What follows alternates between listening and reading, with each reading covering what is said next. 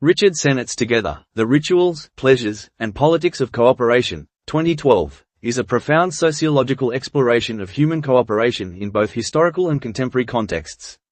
The book investigates how people work together, what social and psychological mechanisms underlie cooperation, and how modern social, economic, and technological changes affect our capacity to collaborate effectively. Sennett, a leading sociologist and public intellectual, combines historical analysis, ethnography, and philosophical reflection to examine the moral, emotional, and practical dimensions of human cooperation. At its core, Together challenges the notion that individualism is inherently virtuous and that collective action is primarily instrumental. Instead, Sennett posits that cooperation is not just a matter of utility but also a source of joy, moral development, and social cohesion. He emphasizes that the ability to cooperate well is a skill that requires cultivation, involving both emotional intelligence and practical knowledge. For Sennett, cooperation is not merely a rational calculation but an aesthetic, ethical, and social practice, what he calls a craft of togetherness. Historical perspective on cooperation. Sennett begins by tracing the evolution of cooperative practices in Western history, highlighting how social structures, political institutions, and economic systems have shaped the ways people work together. He contrasts ancient forms of cooperation, such as those seen in medieval guilds or early civic communities, with modern bureaucratic and corporate structures. In earlier societies, collaboration was often embedded in everyday life, communal rituals, and long-term relationships that fostered trust and mutual respect. Guild members, for instance, relied on apprenticeship, mentorship, and shared responsibilities, cultivating not only skills but also social bonds. By contrast, Sennett argues that modern capitalist societies tend to prioritize efficiency, competition, and short-term outcomes over relational or moral dimensions of cooperation. While organizations are designed to coordinate large groups, they often strip away the informal practices that cultivate trust, loyalty, and mutual understanding. In workplaces, educational institutions, and civic life, the focus on performance metrics, standardized procedures, and transactional relationships can undermine the deeper, more resilient forms of collaboration that sustained earlier communities. The psychology and sociology of cooperation. One of the book's central insights is that cooperation requires an interplay between cognitive and emotional capacities. Sennett draws on psychology and neuroscience to argue that humans are fundamentally social beings, wired to respond to the needs and emotions of others. Empathy, the ability to delay gratification, and the capacity for perspective-taking are essential skills for successful collaboration. He emphasizes that cooperative behavior is not purely instinctual, it requires practice, reflection, and moral imagination. Sennett also explores the social contexts that enable or inhibit cooperation.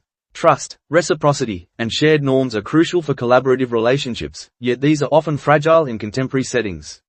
He notes that cooperation flourishes in environments where people can engage in repeated interactions, where failures and conflicts can be openly discussed, and where there is a sense of fairness and mutual respect. Without these conditions, collaboration can deteriorate into superficial compliance or strategic self-interest. Rituals and pleasures of cooperation. A distinctive feature of Together is Sennett's attention to the experiential and aesthetic dimensions of working with others. Cooperation, he argues, is not only functional but also pleasurable and ethically meaningful. The rituals of cooperation, structured activities, shared tasks, and collective problem-solving, can produce feelings of solidarity, accomplishment, and mutual recognition.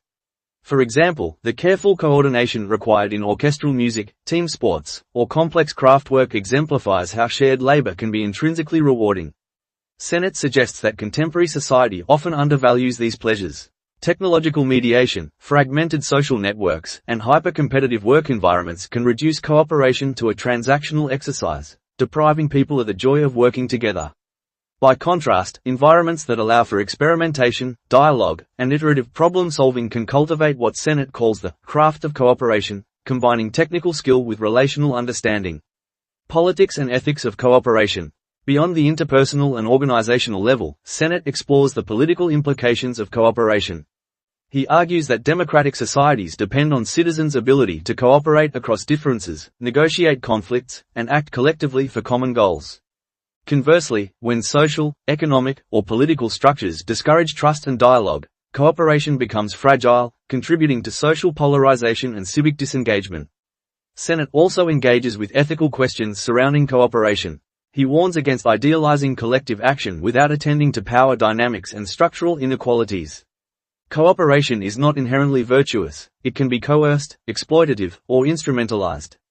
Therefore, fostering ethical cooperation requires attention to fairness, respect, and the cultivation of moral capacities, as well as institutional frameworks that encourage inclusivity and deliberation. Contemporary challenges to cooperation. A significant part of Sennett's analysis addresses the contemporary social and technological landscape. He examines how digital communication, globalization, and neoliberal economic policies influence collaborative practices. While technology can facilitate coordination and information sharing, it also risks undermining trust, empathy, and sustained engagement. Online platforms, social media, and virtual work often reduce interaction to brief, transactional exchanges, limiting opportunities for the deep relational learning that underpins cooperation. Sennett also critiques the effects of economic inequality and workplace precarity on collaborative capacity. When people experience insecurity, competition, and exploitation, they are less likely to invest in cooperative relationships. Thus, social and economic conditions profoundly shape individuals' ability and willingness to engage in meaningful collaboration. Practical implications and recommendations. Together is not just a theoretical work, it has practical implications for education, organizational design, and civic life. Sennett advocates for practices that cultivate cooperative skills, such as project-based learning, collaborative workshops, and participatory decision-making processes. He emphasizes the value of mentoring, apprenticeship, and iterative skill building, which combine technical competence with relational understanding.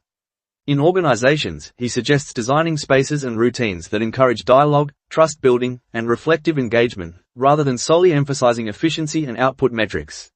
Moreover, Sennett's work encourages reflection on the social and ethical dimensions of cooperation. He argues that fostering a culture of collaboration requires attention to equity, inclusivity, and shared responsibility. Civic institutions, workplaces, and educational environments should aim not merely to coordinate tasks but to cultivate citizens and participants capable of engaging with others in constructive, respectful, and morally aware ways. Conclusion. In Together, Richard Sennett provides a rich, multidimensional exploration of human cooperation. By blending historical insight, sociological analysis, and philosophical reflection, he highlights the importance of relational skills, empathy, and trust in fostering meaningful collaborative practices. The book challenges prevailing assumptions about individualism, efficiency, and instrumental rationality, advocating instead for a view of cooperation as a craft that is both pleasurable and morally significant. Sennett's work resonates across multiple domains: workplaces, educational settings, civic institutions, and personal relationships. It offers both a diagnostic lens for understanding the challenges of contemporary cooperation and a prescriptive vision for cultivating more resilient, inclusive, and joyful forms of collaboration. By emphasizing the rituals, pleasures, and politics of working together, Together reminds readers that cooperation is not merely an economic or functional necessity but a central dimension of human flourishing. Ultimately, Sennett's book is a call to recognize and nurture the social and ethical capacities that allow individuals to engage constructively with one another. In a world increasingly characterized by fragmentation, competition, and digital mediation, understanding and fostering the craft of cooperation becomes not only a practical concern but a moral and civic imperative.